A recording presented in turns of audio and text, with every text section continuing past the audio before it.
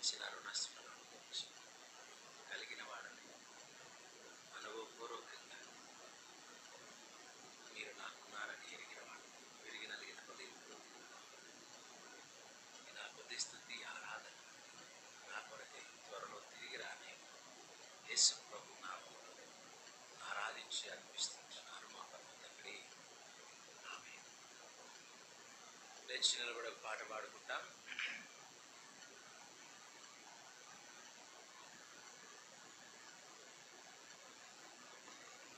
పాట సంఖ్య 292, 289 పాత పాటల బుక్కులో 7 చరణాలు ఉన్నాయి. ఒక 3 చరణాలు పాడుకుంటాము. మొదటి చరణము, 5వ చరణము, చివరి చరణం పాడుకుంటాము. శ్రేష్ఠ గీతం వినబడుచున్నది, యేసు లేచెను, ఈ కష్టలోకమందు మనకు మిత్రుడాయనే. 292, 289 పాత పాటల బుక్కులో శ్రేష్ఠ గీతము వినబడుచున్నది, యేసు లేచెను. శ్రేష్ఠ గీతము వినబడుచున్నది, యేసు లేచెను. ఈ కష్టలోకమందు మనకు మిత్రుడాయనే.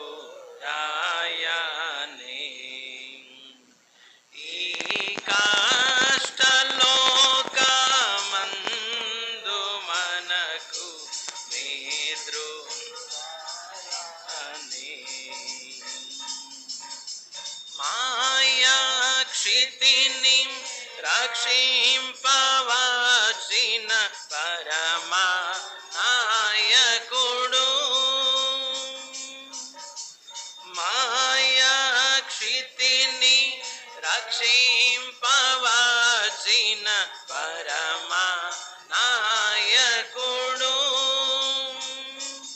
ఈ భయంకర చీకటి పోగొట్ట వచ్చిన ప్రభువు,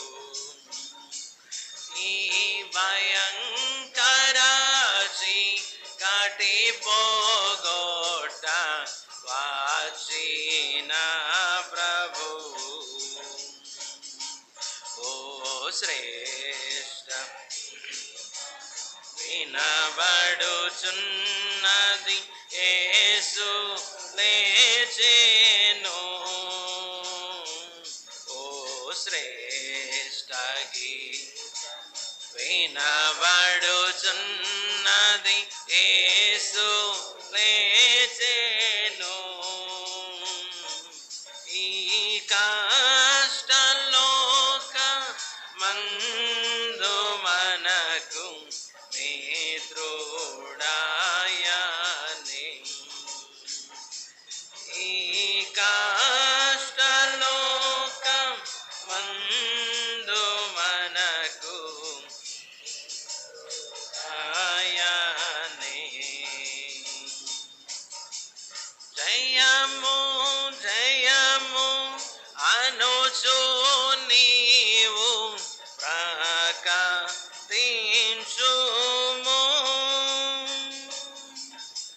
జయము జయము అనుచు నీవు ప్రకటించుము.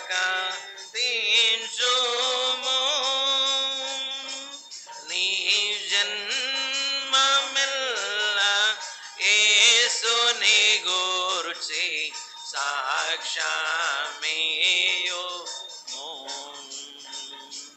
నీ జన్మమెల్ల యేసుని గూర్చి సాక్ష్యమియ్యుము. ఓ శ్రేష్ఠ గీతము వినబడుచున్నది, యేసు లేచెను. ఓ శ్రేష్ఠ గీతము వినబడుచున్నది, యేసు లేచెను.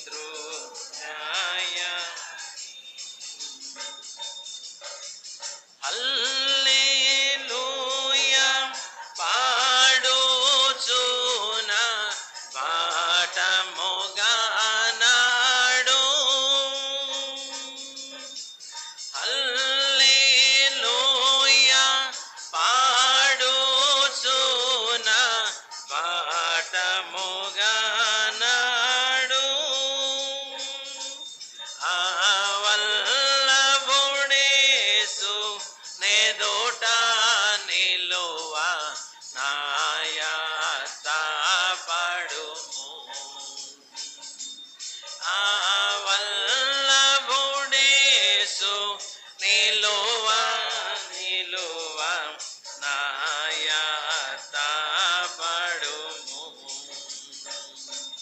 ఓ శ్రేష్ఠ గీతము వినబడుచున్నది, యేసు లేచెను. ఓ శ్రేష్ఠ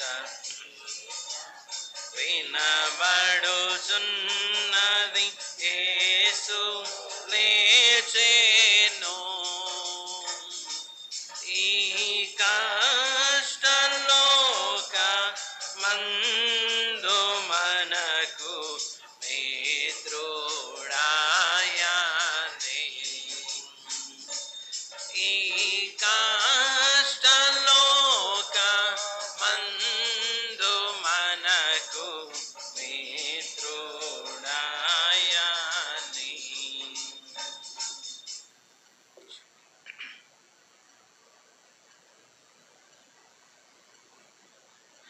ఏ లోకమంట ఒకటే కష్టాలన్నా ఏమంటాం చెప్పాలా? ఒకటే కష్టాలన్నా. దావీదు కాలంలో 3 సంవత్సరములు విడువక ఏమొచ్చిందంట? దావీదు కాలంలో కరువేంటి? దావీదు ఏమన్నా చిన్నవాడా? వెండి రాళ్ళంత విస్తారంగా వాడారట ఎవరి కాలంలో? బంగారమును కొలుచుట ఇసుగు పుట్టి మానివేశారంట మణుగుల్లో. ఎట్లా కొలిచేవాళ్ళంట? బంగారాన్ని ఎట్లా కొలిచేవాళ్ళంట? మణుగులలో. ఒక మణుగంటే ఎన్ని మానికలు ఉంటుందో పెద్దోళ్ళు చెప్పాలి.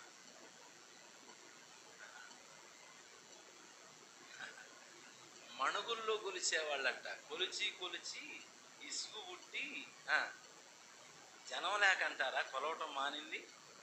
కొలిచే జనం తక్కువయ్యా? కాదు, విస్తారమైన దేవుని మహాసైన్యం వలె విస్తరించిందంట దావీదు దండు. దేవుని ఏమండి చెప్పండి? మహాసైన్యం. దావీదు కాలంలోనే విడువక అసలు విడిచిపెట్టట్లేదంటే ఏంటి? దావీదు దేవుని యొక్క విచారణ చేశాడు. దావీదు దేవుని యొక్క ఏం చేశాడు చెప్పండి?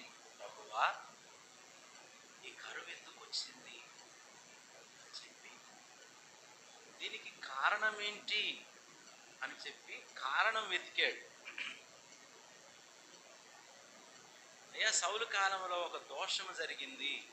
ఏమి దోషం అది? సౌలు ఇశ్రాయేలుని సంతోష పెట్టాలని గిబియోనీయుల్ని ఏం చేశాడంట? మనుషులను సంతోష పెట్టగోరి హతం చేశాడు. కాబట్టి ఆ దోషము మీ మీద ఉంది. ఎప్పుడైతే దోష నివృత్తి జరిగిందో దేశము కొరకు చేయబడిన ఆ విజ్ఞాపన దేవుడు ఆలకించి ఆ దేశమును స్వస్థపరిచను, బాగు చేశాడంటే ఏం చేస్తూ వచ్చాడంటే చెప్పాలా? నిజంగా దేవుడు ఎంత గొప్పవాడంటే మన జీవితంలో దేశ భవిష్యత్తు ఉంచాడు, మన చేతిలో ఉంచాడు. ఏ భవిష్యత్తు? ఏందన్నా? దేశంలోనే మనల్ని దేశంలోనే చెల్లగొట్టాలని చూస్తూ ఉంటే అవునా కాదా?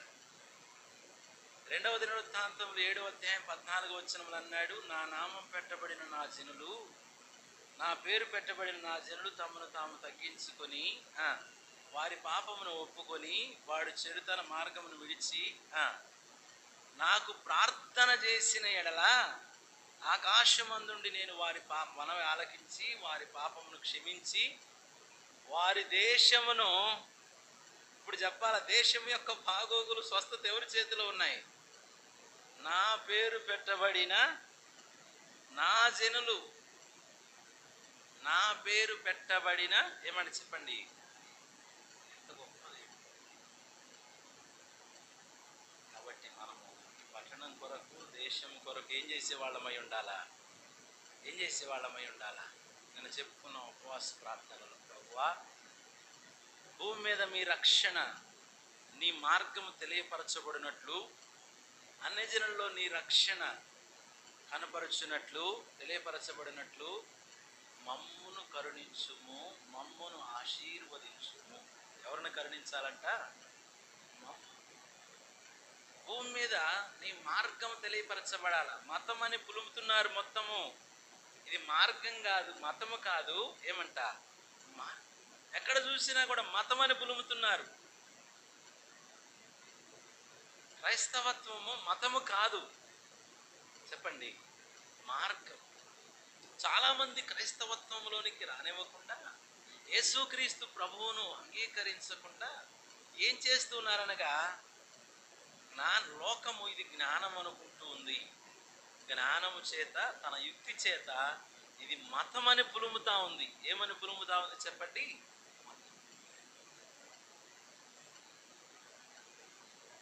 మార్గము తెలియపరచబడాలి. ఏం తెలియపరచబడాలి? రెండవది, అన్ని జనులలో నీ రక్షణ బయలుపరచునట్లు మమ్మును కరుణించు. దేవా, నువ్వేదో కార్యం చేయట్లా. ఎంత చక్కగా రాశారండి.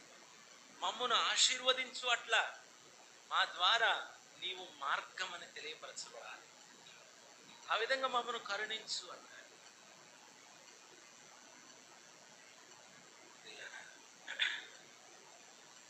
ఆసాపు అంటున్నాడు, నీవు మాకు సమీపముగా ఉన్నావు. నీవు మాకు ఎలా ఉన్నావని చెప్పండి?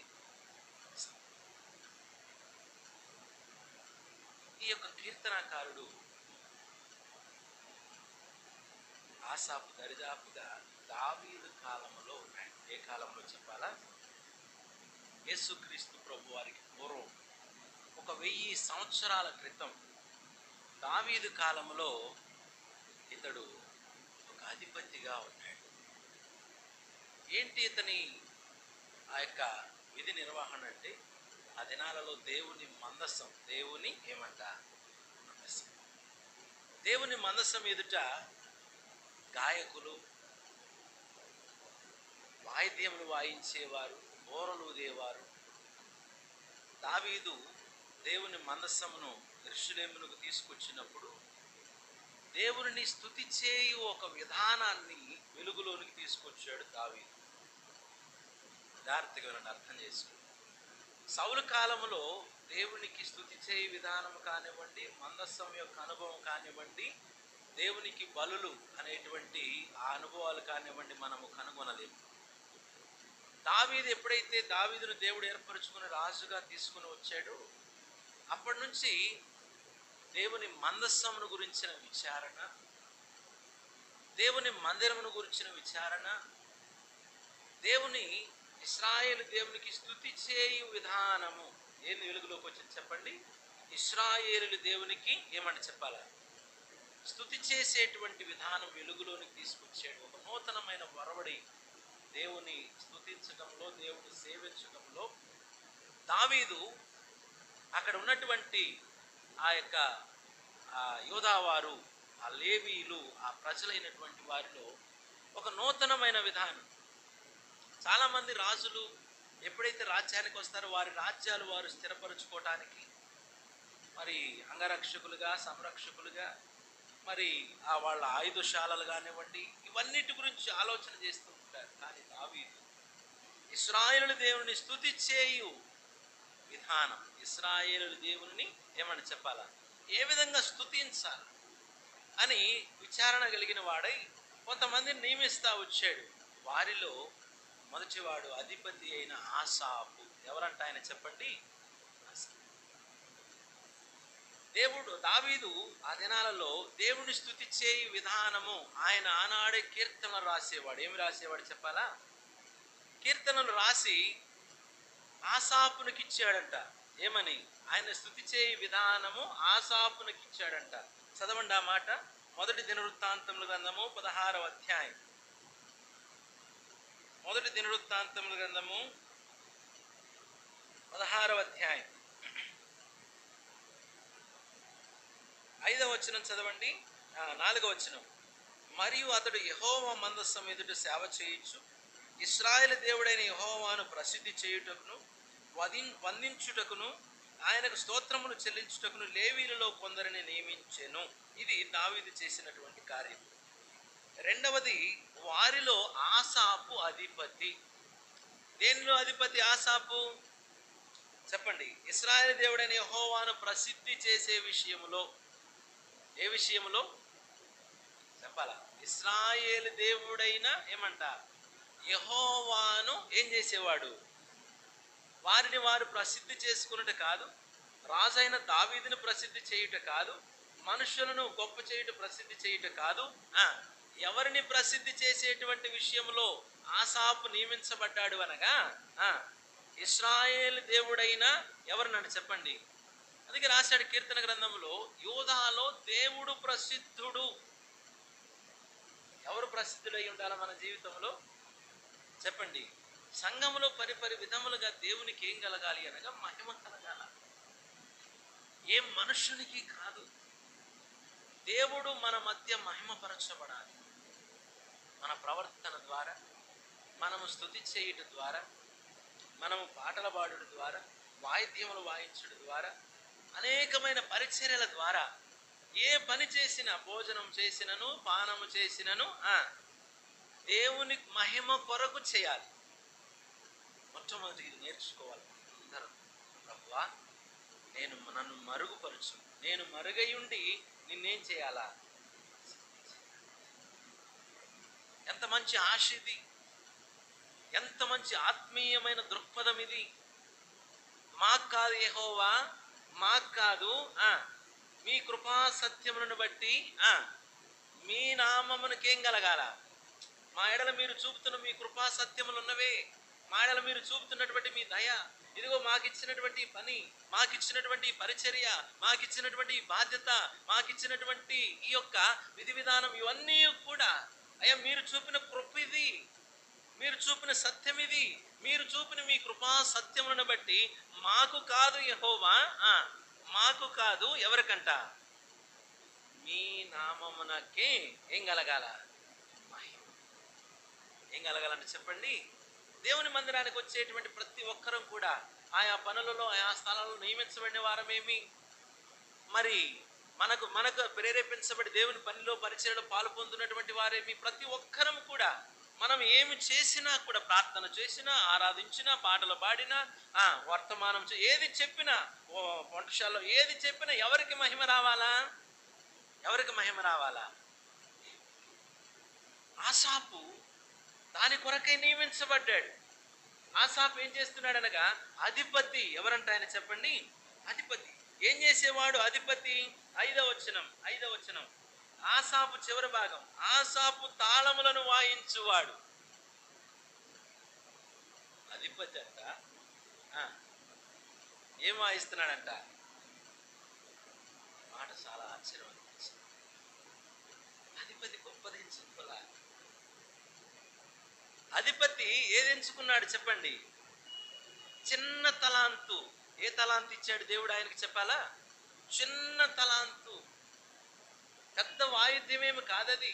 ఇప్పుడు కనుమరుగైపోతూ వచ్చినాయి తాళాలు. ఒకప్పుడు తాళాలు ఉండేవి. దేవునికి స్తోత్రం, మన మందిరంలో కూడా ఉన్నాయి. ఎవరో చేపించి తెచ్చి పెట్టారు. ఇప్పుడు కనుమరుగైపోయిన, ఒకప్పుడు తాళాలు చక్కగా ఆ బుర్రలు ఉండేవి, లోపల ఉన్నాయి, ఆ బుర్రలు ఉండేవి. ఆ బుర్రలు, తాళాలు, కంజర ఏముండేవి చెప్పాలా? ఇప్పుడు కనుమరుగైపోయిన. ఇప్పుడు అన్నీ కూడా లేటెస్ట్ వచ్చేసినాయి. సంఘాలు కూడా అప్డేట్ అయినాయి. అవునా కాదా? లేటెస్ట్ వచ్చేసినాయి వాయిద్యాలు. ప్రియమైన సహోదరి సహోదరుడా, అధినాలలో అధిపతి అయ్యుండి ఆయన ఏ పరిచర్యను, ఏ స్థితిని కోరుకుంటూ వచ్చాడు అనగా చెప్పాలా? తాళాలు వాయించేవాడు. ఎక్కడ? మందసం పోతా ఉంది, మందసం ఉంది, మందసం మీద నిలవబడి ఏం చేసేవాడంట? ఏమండి అధిపతి గారు, ఆసాపు నువ్వు అధిపతి గారని కుర్చీ చేశారా?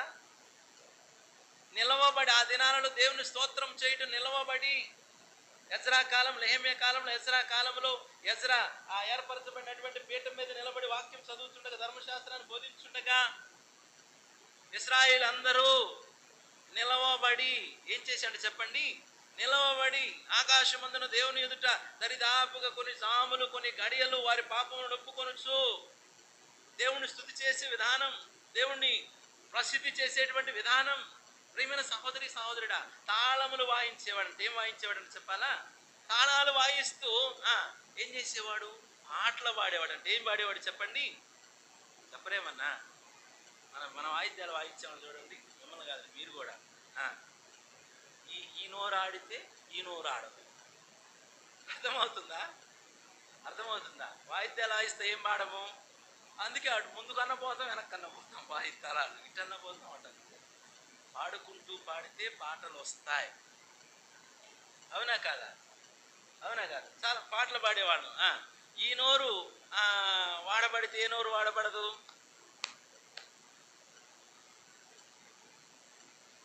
గమనించాలా ప్రియమైన సహోదరి సహోదరుడు. ఆయన దావీదు అన్నాడు 10 తంతుల ఏమంటే చెప్పండి.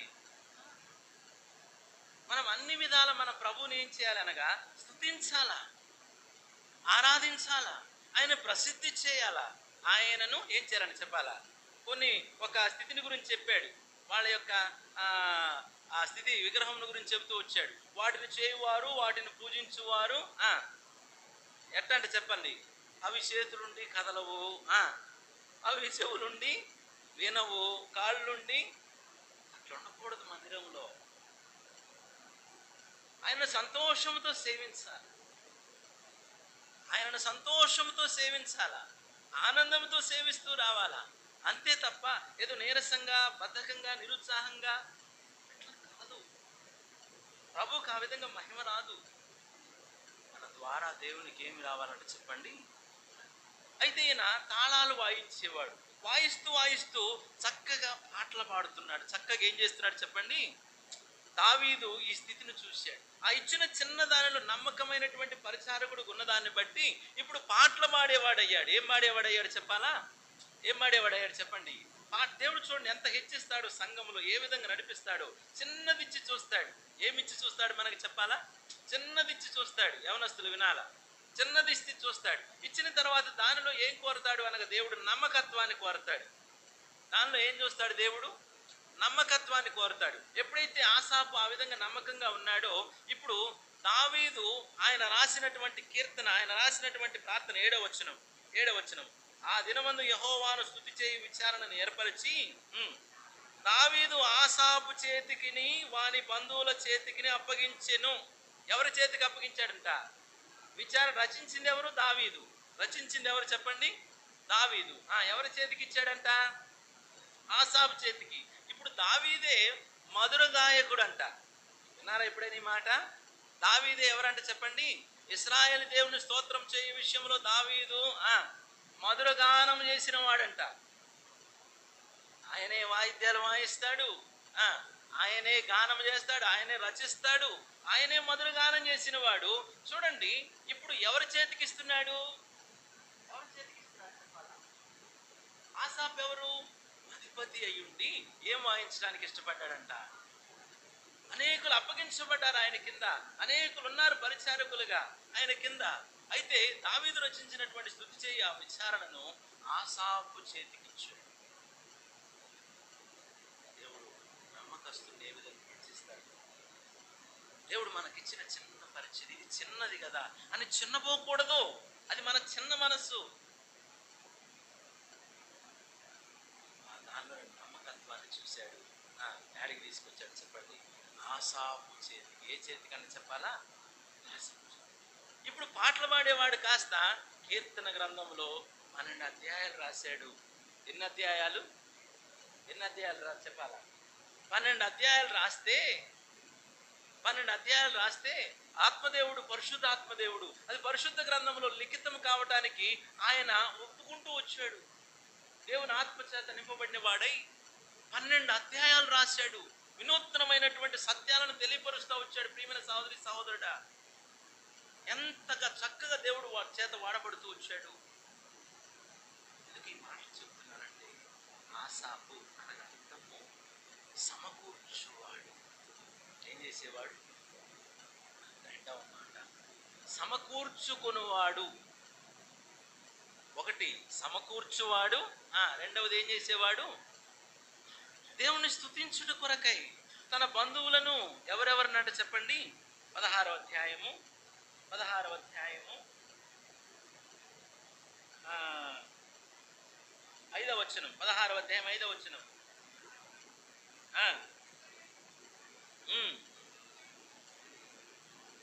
ఉమ్, ఉమ్, ఉమ్, ఉమ్, ఉమ్, ఉమ్ అనువారు. కిందకు వద్దాం ఇప్పుడు. ఆ ఆ, ఇప్పుడు కిందకు వద్దాం. 7వ వచనం. ఆ దినమందు యెహోవాను స్తుతి చేయి విచారణ ఏర్పరిచి దావీదు ఆసాపు చేతికిని వాళ్ళ బంధువులను దేవుని స్తుతి చేయుట కొరకై సమకూర్చేవాడంటే ఏం చేసేవాడంటే చెప్పండి. ఏం చేసేవాడంటే చెప్పాలా? ఆసాపు అనగా అర్థము సమకూర్చువాడు. ఏం చేసేవాడు చెప్పాలా? సమకూర్చు. ఆత్మీయంగా మన జీవితంలో కూడా మనం ఏం చేసేవారమై ఉండాలి అనగా చెప్పాలా? యేసు ప్రభు చెప్పాడు, సమకూర్చువాడు నా సంబంధి. ఎవరి సంబంధి? సమకూర్చువాడు ఎవరి సంబంధి అంట? మరి ప్రభువు చెదరగొట్టువాడు. మరి సంఘంలో అట్లా ఉంటారా?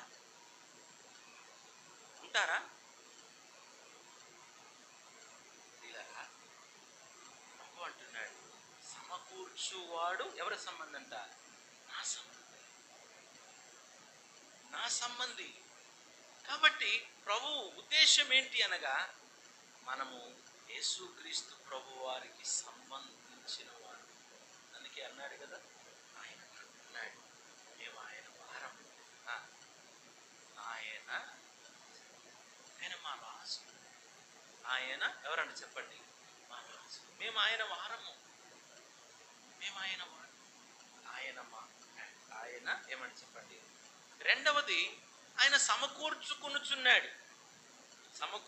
ఉన్నాడు. రెండవది ఏం చేస్తున్నాడు చెప్పాలా? సమకూర్చుకునివాడు. దేనిని సమకూర్చుకుంటున్నాడు ఆయన? ప్రియమైన సహోదరి సహోదరుడు, దేవునినే ఏం చేస్తున్నాడు చెప్పాలా? సమకూర్చుకున్నాడు. ఎవరిని సమకూర్చుకున్నాడు చెప్పండి? దేవుని చదవండి ఆ మాట. కీర్తన 74వ అధ్యాయం 73వ అధ్యాయం 28వ వచనం. నాకైతే ఏమి సమకూర్చుకున్నాడు చెప్పాలా? ఆయన సమకూరుస్తూ వచ్చాడంట. రెండవది, ఎప్పుడైతే ఆయన సమకూర్పు అనేటువంటి అనుభవంలో ఉన్నాడో, ఇప్పుడు ఎవరిని సమకూర్చుకున్నాడు ఆయన? ఎవరు సమకూర్చబడ్డారు అనగా, నాకైతే దేవుని పొందు, నాకైతే దేవుని సహవాసము, నాకైతే దేవునితో సాంగత్యము, నాకైతే దేవునితో పొందు. ఏమి సమకూర్చుకున్నాడంట? ఒక ఆయనకి విస్తారంగా పండిందంట భూమి. ఎట్లా పండిందని చెప్పండి? విస్తారంగా పండితే కూర్చొని ఆలోచన చేస్తున్నాడంట, విస్తారంగా పండింది కదా, ఎట్లా చేయాలని చెప్పేసి నా కొట్లన్నీ ఇప్పుకుంటాను, ఇంకా గదులు కట్టించుకుంటా, ఇప్పుడు ఇది చేసుకుంటానని చెప్పేసి ఆయన ఇది చేసుకొని కొట్లన్నీ ఇప్పుకొని ఆ ఆస్తి అంతటిని కూడా సమకూర్చుకొని ఇప్పుడు అంతా కూడా లోపల పెట్టుకొని ఇప్పుడు అన్నాడంట, నా ప్రాణమా, చెప్పండి పలకండి, నా ప్రాణమా, తినుము తాగుము. ఏమవుతాడు చెప్పాడు. వాడు తప్ప అందరు తిన్నారంట, అందరు సుఖించారంట, అందరు తాగారంట. ఎవరు తినలా? చెప్పరేమన్నా? వాడు తప్ప.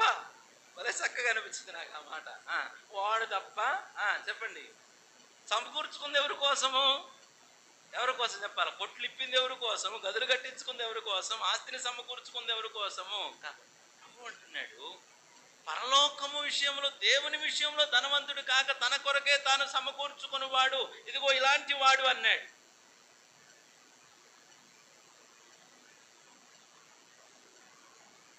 దేవుని విషయంలో ధనవంతుడు కాక, ఎవరి విషయంలో ధనవంతుడు కాకంట?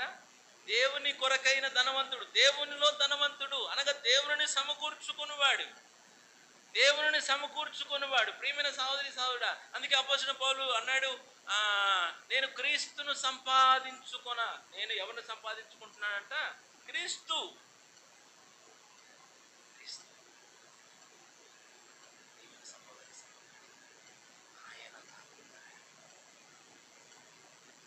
ఎట్లాంటి అనుభవంతో నీవు ఎన్ని సంవత్సరాలుగా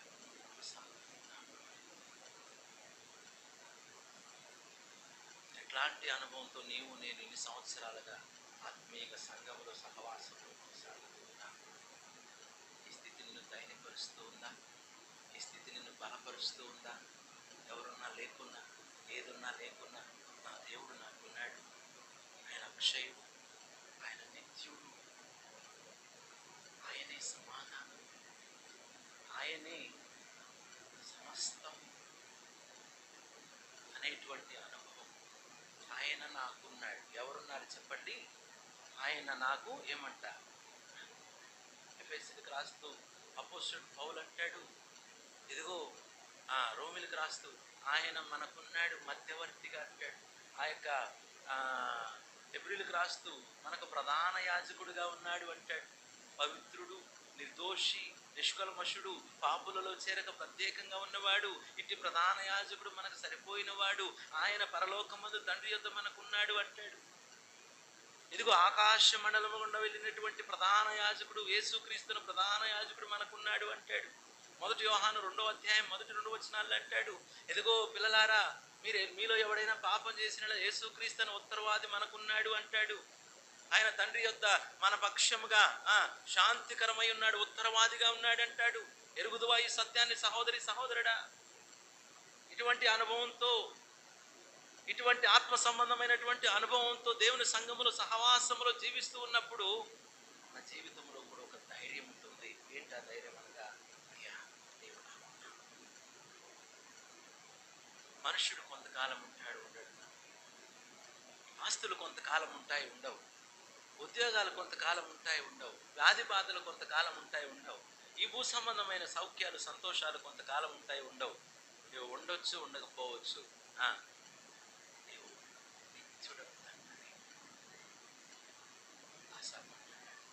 నాకైతే ఆయన వద్దు. నాకైతే ఏముంది చెప్పండి? ఆకాశం కింద నాకెవరు లేరు, నాకేది లేదు, నాకెవరున్నారంటున్నాడు చెప్పాలా? ఆయన కదా. ఒక సందర్భం నేను చెప్పి మనము బలలో ప్రవేశిస్తాం. ఎక్కువ చూసుకోము, ఒక సందర్భం చెప్పి బలలో ప్రవేశిస్తాం. ఏంటంటే బైబిల్ గ్రంథంలోనే తీమయి కుమారుడుగు భర్తమయి, ఏం పేరు చెప్పండి? తీమయి కుమారుడగు తీద్దాం. మార్కు సువార్త 10వ అధ్యాయం. మార్కు సువార్త 10వ అధ్యాయం. 10వ అధ్యాయము. మార్కు సువార్త 10వ అధ్యాయం 46వ వచనం. పట్టణం పేరు ఏం పేరంట? ఏంటి ఎరుకో పట్టణం యొక్క స్థితి? శపితమైన ఏమంట చెప్పండి స్థితి. వాస్తవానికి ఎట్లా ఉంది? ఎట్లా ఆకర్షణీయముగా ఏమంటే చెప్పండి. ఏమేమి ఉన్నాయంటే ఎరుకో పట్టణంలో చెప్పాలా? మంచి ఖర్జూర వృక్షములు గల పట్టణం. ఏం వృక్షాలు ఉంటాయండి చెప్పండి? ఈత చెట్లు కలిగిన పట్టణం, ఖర్జూర వృక్షములు కలిగిన పట్టణం. పట్టణం చూడటానికి ఎలా ఉందంట? రమ్యముగా ఉందంట. ఎలా ఉందంట చెప్పండి? రమ్యముగా ఉందంట. ఎంతో వస్తువులకు, ఎన్నో వ్యాపారాలకు నిలయమైనటువంటి పట్టణం.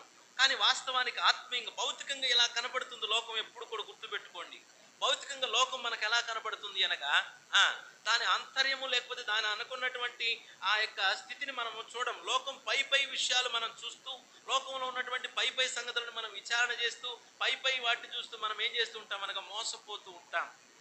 ఈ మోసం ఎక్కడి నుంచి ఆది నుండి ఆ యొక్క సాతానుడు తన యుక్తి చేత అవ్వను ఏ విధంగా, ఇదిగో చూడటానికి రమ్యంగా ఉంది, చూచుటకు మధురంగా, తినడానికి మధురంగా ఉంటుంది అని ఏ విధంగా, అసలు నువ్వు భుజిస్తే ఏ విధంగా దేవుని దూత వలె మారిపోతావో అనేటువంటి ఆ యుక్తకరమైనటువంటి ఆ మోసము నేటికి కూడా ఇప్పుడు చూస్తున్నటువంటి లోకము, ఇప్పుడు అనుభవిస్తున్నటువంటి లోకములో ఉన్నటువంటి పరిస్థితులు అవన్నీ కూడా చూస్తూ వచ్చినట్లయితే, ప్రియమైన సహోదరి సహోదరుడా, ఎలా ఉన్నాయనగా ఎరుకో ఎలా ఉంది చెప్పాలా? చూడటానికి రమ్యంగా, చూడటానికి ఎంతో విశాలంగా, నివాస యోగ్యముగా, కానీ వాస్తవంలో శపితమైన పట్టణం. ఏ పట్టణం అంటే చెప్పండి? శపితమైన ఏమంట పట్టణం. దేవుడు చెబుతూ వచ్చాడు, ఇదిగో ఈ యాత్రా జీవితంలో నీవు ఈ లోకములో ఎదురున్నప్పుడు ఈ పట్టణము నీకు ఎరుకోవలే ఉంటుంది. ఏమేమి ఉంటాయి అందులో? మంచి వస్త్రాలు, షీనారు వస్త్రాలు. ఏ వస్త్రాలంట? ఏ వస్త్రాలు చెప్పాలా? మంచి మంచి ఏమంట, నేను మనం చూస్తున్నప్పుడు ఫోన్లో మంచి అసలు ఎట్లున్నాయంటే బట్టలు, షర్ట్స్ ఎట్లున్నాయంటే ఫార్మల్స్ అన్నీ కూడా చాలా మంచిగా అనిపిస్తూ వచ్చింది. అనిపించి చేసుకున్నాను. ఏం చేసుకోవాలి చెప్పండి? చేసుకున్నాను. ఎంత? 3,800 అయిపోయింది షర్టు. కొనుక్కుంటే అయితే 4 కొనుక్కోవాలి. ఎన్ని కొనుక్కోవాలి? పొద్దు గూపులు 10-15 ఉండేదానికన్నా చెప్పాలా దాసన్న, 4 కొనుక్కున్నాం అనుకొని చెప్పేసి ఇది చేసిన. అంతలోకి విమానం ఇచ్చాను. అన్న ఎంత మోసం ఆడుండదన్న, వాడు చూపించేది ఒకటి, నువ్వు ఆర్డర్ పెట్టివా ఏమని చెప్పండి? రాదన్నా. ఎంత మోసము, ఎంత మోసము! ప్రియమైన సహోదరి సహోదరుడా, నిన్ననే ఒక షర్ట్ మళ్ళా రిటర్న్ చేశానన్నా. ఏం చేసినాడు చెప్పండి? చూడటానికి బాగుంటుంది, రమ్యంగా ఉంటుంది. ప్రియమైన సహోదరి సహోదరుడా, ప్రభు అన్నాడు చీనాడు వస్త్రాలు ఉంటాయి, ఆకర్షిస్తాయి. ఏం చేస్తాయి చెప్పండి? ఆకర్షిస్తాయి. బంగారు కమ్మిలుంటాయి. ఏ కమ్మిలు అంటే చెప్పండి? బంగారు కమ్మిలుంటాయి. ఇంకా ఏముంటాయి? ఏముంటాయి చెప్పరేమన్నా? వెండి ఏమున్నాయంటే చెప్పాలా? వెండి. వెండి. ప్రియమైన సహోదరి, వీటన్నిటిని బట్టి ఇప్పుడు యోధా గోత్రికుడు, లేవి మునిమనముడు, యోధా గోత్రికుడు సామాన్యమైనటువంటి వంశం కాదు. ప్రియమైన సహోదరి సహోదరుడా, దేవునికి అతి సమీపంలో ఉండినటువంటి వంశము. వారిలో నుండి రక్షణ, వారిలో నుండి రక్షకుడు వచ్చాడు, వారి గోత్రాన్ని ఏర్పరచుకున్నాడు. నా గోత్రికులు అనుకూలులు కదా అన్నాడు దావీదు. అయ్యా, నీ దృష్టికి యేసుక్రీస్తు ప్రభువుని రక్షకుడు మా గోత్రం నుంచి రావడానికి మా గోత్రికులు నీకు అనుకూలులు కదా. ఎంత అనుకూలుడు, ఎంత సమీపస్తుడు! ప్రియమైన సహోదరి సహోదరుడా, ఎరుకోకుండా ప్రయాణం చేస్తున్నప్పుడు, ఎరుకోకుండా నడుస్తూ ఉన్నప్పుడు వాటిని చూశాడంట. ఏం చూశాడంట? వాటిని చూసి ఇప్పుడు ఈయన చేస్తున్న పని ఏంటి? యుద్ధం చేయటం. ఈయన చేస్తున్న పని ఏంటి? శత్రువు మీద ఏం చేయాలి చెప్పాలా? యుద్ధం చేయటం. యుద్ధం చేసేవాడు ఇప్పుడు అక్కడ బంగారు కమ్మి ఉంది, ఏమన్నా మధ్యలో చెట్టు కట్ట కాయాలు ఉందా ఏంటి? ఎట్టని చెప్పాలా? కింద పడి ఉంది. అవునా కాదా? కింద పడి ఉంది. నాకు అనిపించింది ఇప్పుడు అట్లా పడి ఉందంటే ఏ శవం మీద పడి ఉందో, అంతేనా కాదా? ఇప్పుడు ఆ దినాల్లో రాజులు యుద్ధాలు చేసేటప్పుడు ఏం చేసేవాళ్ళు? ఒరే నాయన, బతికితే బతుకుతాము, లేకపోతే పోతాము అని అన్ని ధరించుకొని వచ్చేవాళ్ళు అంటే యుద్ధాలకి. ఎందుకు? ఇంటికాడుంటే మళ్ళీ ఏం కావాలా? ఎందుకు? పోతే ఏం చేస్తామంటే చెప్పండి? ధరించుకొనే పోతాము, లేకపోతే వస్తామని చెప్పి ధరించుకొని వచ్చేవాళ్ళంట. ఇప్పుడు శవాల మీద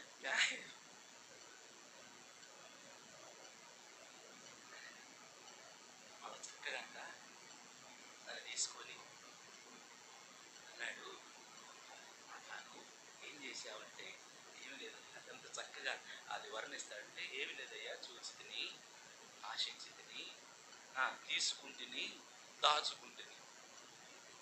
బాగుంది కదా? ఏమన్నాడు? చూచి తిని, ఆశించి. చూచిన వెంటనే ఏమొచ్చింది? ఆశ. ఆశ అంటే భలే చెప్తున్నారు ఏమన్నస్తులు, బాగా అలవాటైపోయినట్టు. చూచి తిని, ఆశించి తిని, తీసుకుంటుని. ఇప్పుడు ఏం చేయాలా? ఎక్కడ మళ్ళా? గుడారం.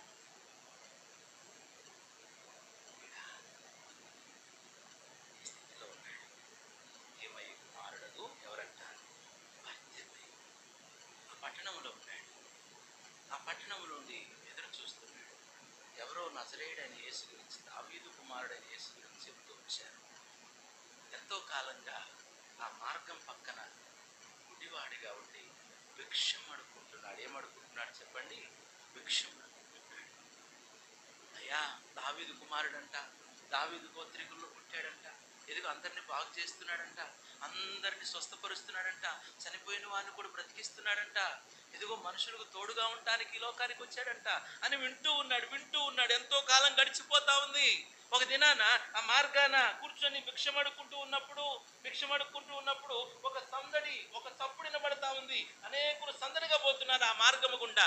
వెళ్ళిపోతున్నప్పుడు ఆయన అడుగుతూ వచ్చాడంట, ఏమిటి సందడి, ఏమిటి చప్పుడు అంటే, అయ్యా ఇదిగో దావీదు కుమారుడు నజరేయుడైన యేసు ఈ మార్గం గుండా పోతున్నాడు అంటే, అప్పుడు మొదలు పెట్టాడంటే ఏమని చెప్పాలా? దావీదు కుమారుడా, నన్ను కరుణించు అని మొదలు పెడుతూ వచ్చినప్పుడు పక్కన వాళ్ళు అన్నారు, ఏ ఊరకుండు అని అతను నోరు మూయించసాగారు. అతను నోరు మూయించసాగిన కొలది అతను ఏం చేస్తున్నాడు? మరి ఎక్కువగా ఏమంట? ఆకలి వేస్తున్నాడు. కేకలు వేస్తున్నాడు. ప్రియమైన సహోదరి సహోదరుడా, కేకలు వేస్తున్నటువంటి సందర్భంలో ఆయన యేసుక్రీస్తు ప్రభు వారు ఆయన వింటూ వచ్చాడు, ఆ స్వరం వింటూ వచ్చాడు. అంత అల్లరిలో, అంత సందడిలో, అంత జనసందోహంలో ప్రియమైన సహోదరి సహోదరుడా ఎలా వింటూ వచ్చాడు ఈ మొర, ఎలా వినబడుతూ వచ్చింది యేసు ప్రభుకి మొర. మిగిలిన వాళ్ళందరూ ఇది గోల అనుకుంటున్నారే, మిగిలిన వాళ్ళందరూ ఇది అల్లరి అనుకుంటున్నారే, మిగిలిన వాళ్ళందరూ కూడా ఇది అల్లరి చేస్తున్నాడు, ఈ అడుక్కునేవాడు అడుక్కునే ఆ స్వరం వినబడకూడదు నాకు అనుకుంటున్నారే. ఒకసారి గమనించండి, అడుక్కోవడం అలవాటు అయిపోయింది కదా. ఎలా అడుక్కొని ఉంటారు? దావీదు కుమారుని ఎలా అడుక్కొని ఉంటాడు? ఏం అలవాటు? ఏ స్వరం అలవాటు అయిపోయింది? వాళ్ళ భాష వేరుంటది, వాళ్ళ భావం వేరుంటది. ఊరక సార్ 10 రూపాయలు ఇవ్వండి అనరు, అంటారా? అందులో గుడ్డితనము కనబడదు. అలవాటు అయిపోతూ వచ్చింది. అదొక స్వరము, అదొక రాగం అలవాటు అయిపోతూ వచ్చింది. అతడు ఏ విధానంలో ఆయన్ని పిలిచుంటాడో, ఆయన ఇది చేస్తూ వచ్చుంటాడు. షాలేం రాజన్న ఈ పాట పాడతాడు. దావీదు కుమారుడా నన్ను దాటిపోకయ్యా. పాడండి, మీరు కూడా ఇచ్చినారు అట్లయితే చాలా సంతోషం. ఏ స్వరంతో కలిగి ఉంటాడు, ఏ స్వరంతో పిలిచుంటాడు. అంత అల్లరే జరుగుతుందని ప్రార్థన చేయటం మానేస్తున్నావా? చుట్టూ జనసందోహం సందడే జరుగుతుందని ప్రార్థన చేసుకోవటం మానేస్తున్నావా? దావీదు కుమారుడిని దాటిపోకయని అడగటం మానేస్తున్నావా? ఎక్కడ చూసినా సంఘాలలో నెమ్మది లేదని చెప్పేసి ప్రియమైన సహోదరి సహోదరు నీ ఆత్మీయతను విడిచిపెడుతున్నావా? ఎవరు చూసినా బాగలేదు, ఇంకేం ప్రార్థన చేసేది, ఇంకెవరుంటారు, ఎవరున్నారు అనేటువంటి స్థితిలో ఒకవేళ ఇది చేస్తున్నావా? మరి ముఖ్యంగా హెబ్రోను స్థానిక సంఘాలకు, హెబ్రోను స్థితిగతులకు ఇదిగో ఈ అల్లరి అనేటువంటి స్థితిగతిని చూస్తున్నావు, ఆలోచన చేస్తున్నావా?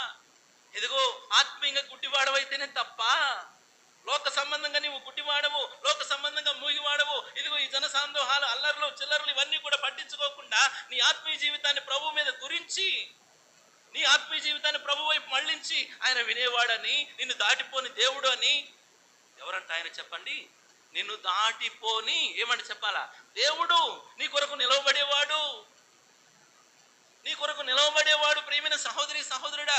నీ గోడు దరిద్రుల మొర ఆయన నిరాకరించడంట. ఏం చేయడంటే చెప్పండి? దీన దరిద్రుల మొర ఆయన ఏం చేయడంటే చెప్పాలా? ఏం చేయడంట? నిరాకరించేటువంటి దేవుడు కాదంట, నిరాకరించడంట. ఇప్పుడు నిలుచున్నాడు. ఎవరు నిలుచున్నారు చెప్పాలా? యేసుక్రీస్తు ప్రభు ఏం చేస్తూ వచ్చాడు చెప్పండి? నిలుచున్నాడు అంతమంది జన సమూహంలో. ఇప్పుడు నిలుచున్న తర్వాత ఇదిగో దావీదు ఆయన నిన్ను పిలుస్తున్నాడు, యేసు నిన్ను పిలుస్తున్నప్పుడు అన్నప్పుడు అక్కడ ఒక కార్యం జరుగుతూ వచ్చింది. యేసు ప్రభు నన్ను పిలుస్తున్నాడా? నా మొర ఆలకించాడా? యేసు ప్రభు నన్ను పిలుస్తున్నాడా? చూడండి, యేసు ప్రభు నన్ను పిలుస్తున్నాడా, నా కోసం నిలబడ్డాడా అని చెప్పేసి ఇప్పుడు ఆ బట్ట ఏదైతే అప్పటి వరకు అడుక్కుంటూ వచ్చాడో, చదవండి ఆ మాట, చదవండి. 50వ వచనం. ఏం మారవేసి? ఇప్పుడు బట్ట దేనికి సూచన చెప్పాలా? అడుక్కుంటూ ఏం చేసేవాడు? బట్ట పరిచేవాడు. ఈ బట్ట మీద ఏం వేసేవాళ్ళు? మరేమక్క కూర్చో, మరేమక్క నీ పని కాదు అది. ఈ బట్ట ఏం చేసేవాడు చెప్పాలా? అడుక్కునేవాడు. ఇప్పుడు నేను అనుకుంటా ఈ బట్ట వాని యొక్క జీవితానికి ఆధారం ఏంటి చెప్పండి? వాని జీవితానికి ఇదేమంటే చెప్పాలా? ఆధారం. ఇప్పుడు దిక్కును లేచాడంట, ధైర్యంగా తెచ్చుకున్నాడంట. ఈ బట్ట పారవేసి ఎక్కడికి వస్తున్నాడు చెప్పండి? ఇప్పుడు స్వస్థపడినాక బట్ట పారవేశాడా? యేసు ప్రభు నొద్దకు వచ్చిన తర్వాత బట్ట పారవేశాడా? నీ కుమారుడా నీ విశ్వాసం స్వస్థపడింది అని చెప్పిన తర్వాత ఈ బట్ట పారవేశాడా? లేకపోతే యేసు నిన్ను పిలుచున్నాడు, యేసు నీ కొరకు నిలవబడ్డాడు, యేసు నిన్ను పిలుచున్నాడు అన్న వెంటనే ధైర్యం తెచ్చుకొని మొట్టమొదటిగా చేసినటువంటి స్థితి ఏంటో తెలుసా? తన బట్ట పారవేసి. ఏం పారవేసి? ఇప్పుడు ఎవరైనా ఒరే ఏందిరా బట్ట పారవేశావు, అది నీ ఆధారం కదా, ఇదిగో ఇందులోనే కదా నీకు డబ్బులు వేసేది, ఇప్పుడు ఆడెత్తుకుంటావు, ఇప్పుడు నుంచి ఆధారం ఇది కాదు.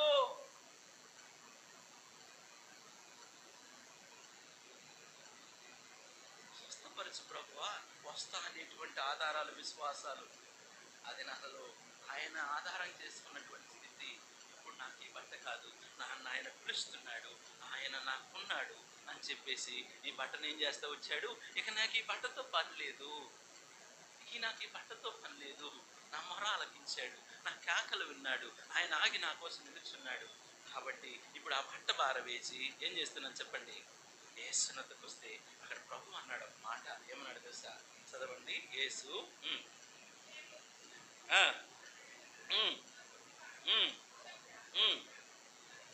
52వ వచనం. అందుకు యేసు నీవు వెళ్ళుము, నీ విశ్వాసము. మన దగ్గర గంటల తరబడి ప్రార్థన చేసే సమయము, గంటల తరబడి ప్రార్థన చేసే బలం ఉందంట. ఆవగినంత విశ్వాసం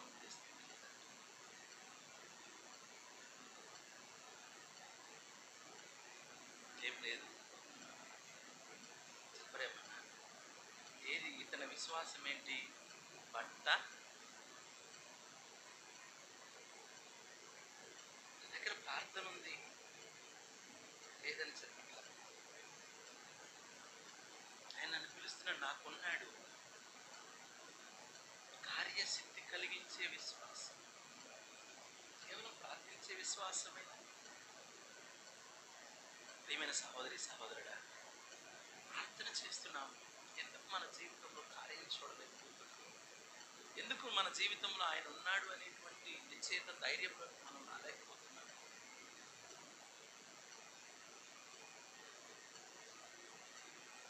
ఈ వ్యక్తికి 3 అవసరం లేని విడిచిపెట్టాడు. ఒకటి, జనసందోహం ఇతనికి పనిలే. గుర్తుపెట్టుకోండి మాట. ఎవరితో పనిలే? ఎవరితో పనిలే చెప్పండి? జనసందోహముతో. రెండవది, వాళ్ళు చేస్తున్న చప్పుడు అల్లరితో ఇతనికి ఏమంట? మూడవది, నోరు మూయిస్తున్నాడు. ఏం మూయిస్తున్నారు చెప్పరేమన్నా?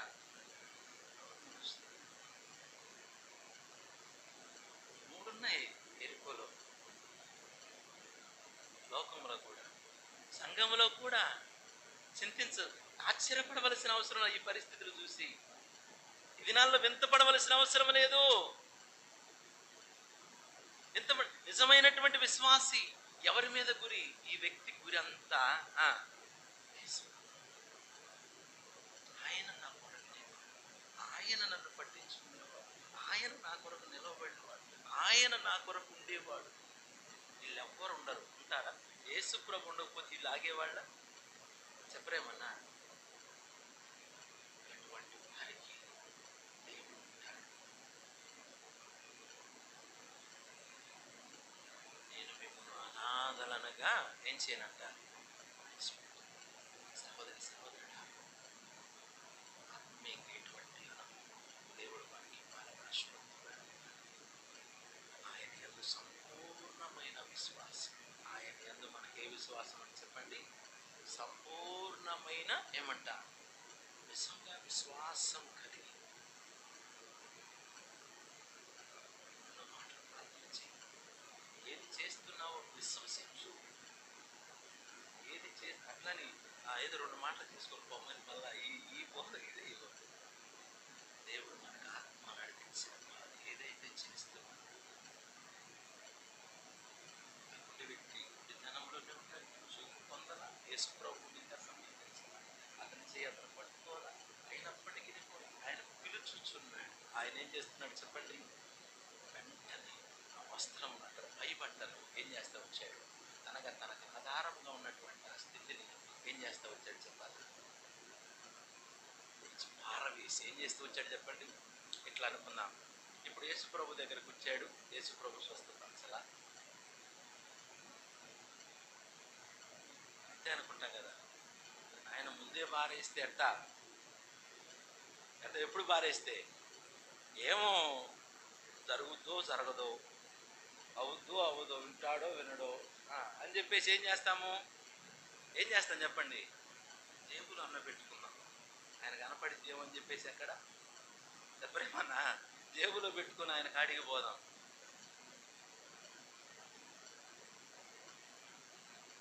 ప్రభు అన్నాడు, నీ విశ్వాసం నిన్ను ఏం చేసినారు చెప్పండి?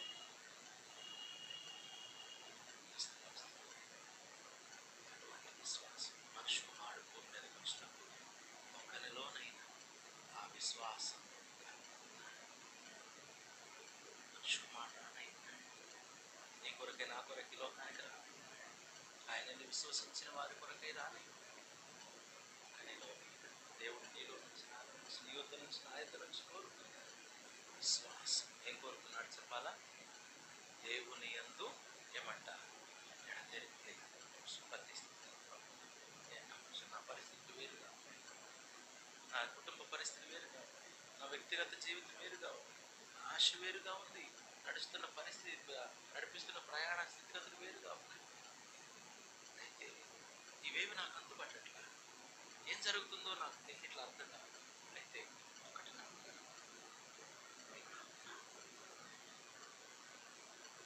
ఎవరున్నారు చెప్పండి? నీవు నా జీవితం నాకు అందుబాటట్లేదు, అయినా సరే నీవు మేలే చేస్తావు కానీ నాకేం చేయవు చెప్పాలా? కీడు ఏమంట? ఆయన మిమ్మల్ని గురించి ఉద్దేశించిన ఉద్దేశాలన్నీ సమాధానకరమైనవి కానీ హానికరమైనవి ఎంత మాత్రము ఏమంట? అయితే ఒకటి చేయొచ్చు, నీ ఉద్దేశానికి నీ నడిపింపుకు అప్పగించుకోవచ్చు. నీ ఆలోచన చేత నన్ను నడిపించండి, తర్వాత నీవు నన్ను ఎక్కడ చేర్చుకుంటావు?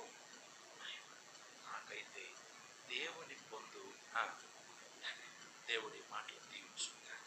రండి ప్రార్థన చేసుకుంటాం.